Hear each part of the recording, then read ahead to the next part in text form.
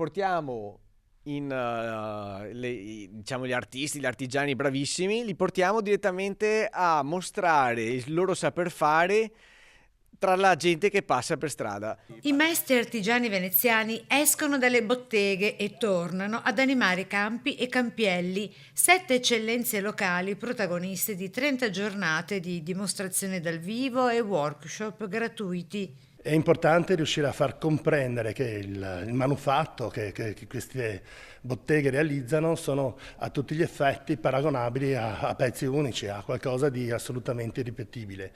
Obiettivo: valorizzare il saper fare tradizione che rappresenta il 35% dell'economia della Venezia storica e trasformare la sperimentazione in un appuntamento stabile durante tutto l'anno. L'artigiano non è solo il saper fare, ma anche è il luogo in cui questa magia, cioè l'incontro tra artigiano, committente e materiale, avviene. E grazie a questa iniziativa riusciamo finalmente a riportare il committente, anche giovanissimo, a riscoprire i mestieri artigiani tradizionali. Riportare i mestieri nello spazio pubblico anche con particolare attenzione rivolta a bambini e ragazzi invitati a scoprire da vicino i mestieri della tradizione e a lasciarsi ispirare dal lavoro manuale, possibile seme delle nuove leve artigiane di domani. Potranno coinvolgere, io spero veramente tanto, i bambini soprattutto, ragazzini che potrebbero anche pensare, vedendo questa cosa così particolare, anche che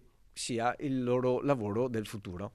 E quindi noi stiamo puntando soprattutto sulla qualità come amministrazione, sull'artigianato, perché l'artigianato a Venezia è la storia, insomma, della nostra bellissima città. Tutto quello che c'è qui a Venezia è fatto dalle mani sapienti di artigiani.